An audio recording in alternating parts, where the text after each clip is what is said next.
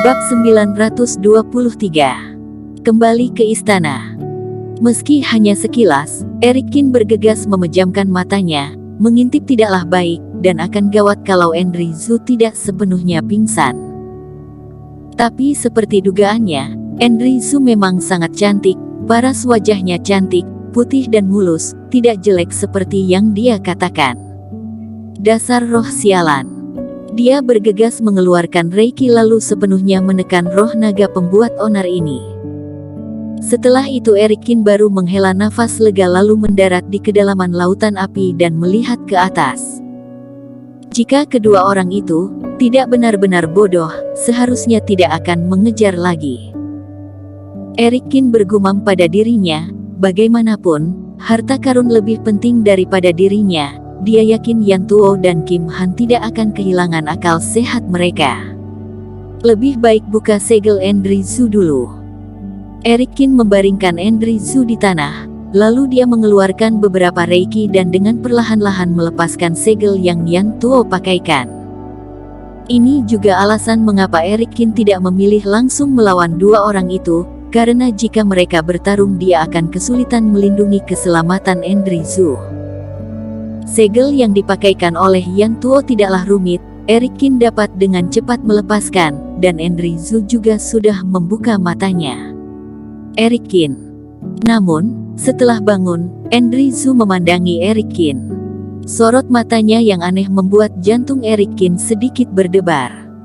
Apakah saat dirinya mengintip, tidak sengaja mengintip sekilas wajah Enri Zu, ketahuan olehnya. Ahem. Ada apa denganmu? Apakah kamu menghirup asap di sini? Erikin tertawa dengan canggung, dan bergegas memecah keheningan yang aneh ini. Erikin, aku mencelakakanmu lagi. Aku tidak menyangka ternyata Yan Tuo adalah orang seperti ini. Enri Zu terdiam sejenak lalu menggelengkan kepalanya. Apa yang harus kita lakukan selanjutnya? Kedua orang ini menipu kita. Tentu saja kita harus membalas dendam. Erikin tersenyum dengan santai, tapi apa rencanamu? Jika kamu mau pergi dari sini, aku akan membawamu keluar. Sekarang kultivasiku sudah pulih. Jika kamu ingin kembali melawan mereka, aku bisa sedikit membantu. Yan Tuo merencanakan semua ini untuk menipuku, aku juga tidak mungkin melepaskannya begitu saja. Enri Zu juga mendengus dengan dingin. Erikin mengangguk. Sebenarnya yang paling marah dalam hal ini adalah Enri Zu. Bagaimanapun, dia selalu menganggap Yan Tuo sebagai teman tapi malah dikhianati dengan kejam. Kekuatan mereka sudah hampir sepenuhnya pulih, jadi mereka bersiap kembali ke tempat tadi. Cit-cit.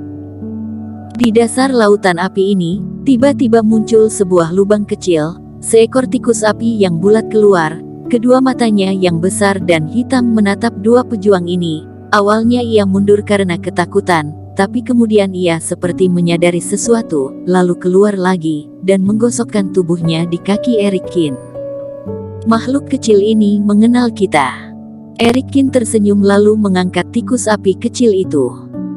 Dia juga tidak menyangka sekelompok tikus api ini memiliki kemampuan sehebat ini, tak disangka mereka menggali lubang sampai ke sini. Benar-benar sangat imut. Enri Zu juga tersenyum, lalu menyentuh bulu tikus api yang berwarna merah, indah dan lembut. Saat ini makhluk kecil ini menjadi semakin bahagia. Ia berlari ke pundak Erikin lalu melompat ke atas kepala Erikin. Melihat jurus api biru di atas kepalanya, ia terus bersuara sambil menunjukkan ekspresi wajah kepingin. Kamu mau makan ini? Erikin sedikit kaget. Dia menjulurkan tangannya ke dalam jurus api biru, lalu percikan api yang sangat halus jatuh di depan tikus api. Tikus terdiam selama beberapa saat lalu memegang percikan api itu dengan hati-hati. Setelah ragu-ragu sejenak, ia menggigit percikan api itu dengan satu gigitan kecil. Akibatnya, satu gigitan ini langsung membuat bulu di sekujur tubuhnya berdiri, lalu ia mengeluarkan suara teriakan yang aneh, dan langsung tumbang.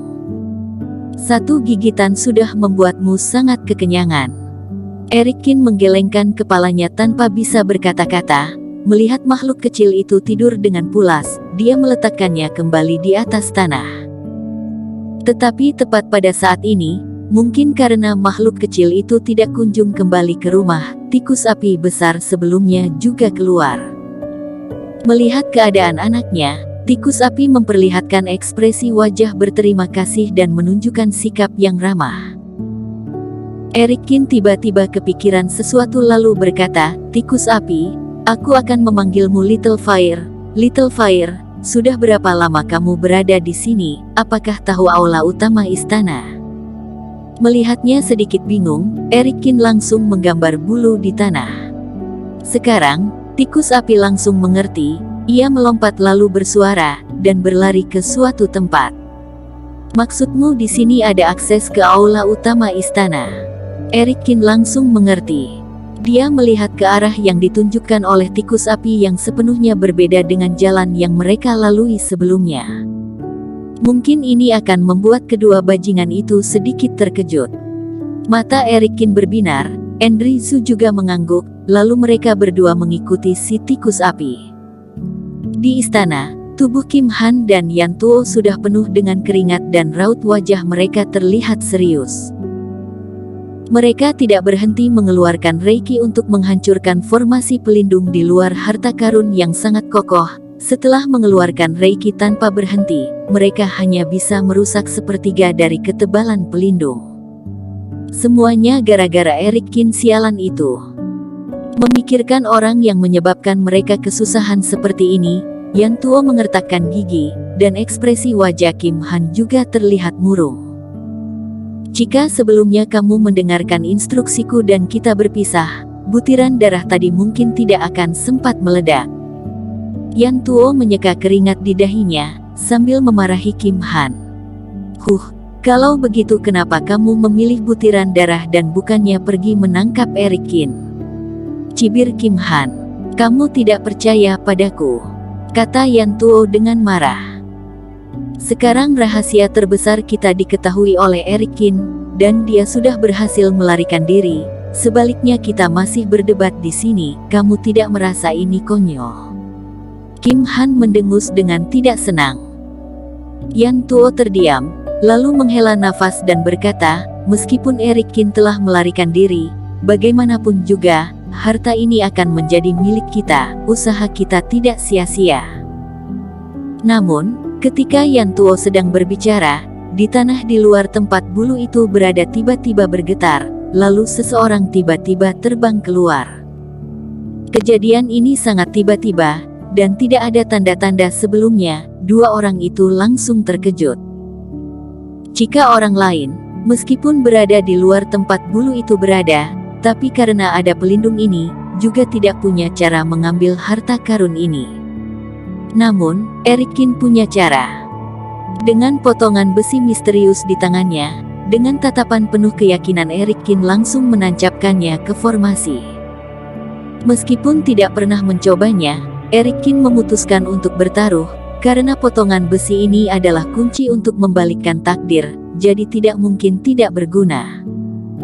Erikin juga bukan mencoba sembarangan. Sebelumnya dia telah mengamati ukiran pada potongan besi hampir sama dengan tanda pada pintu perunggu istana.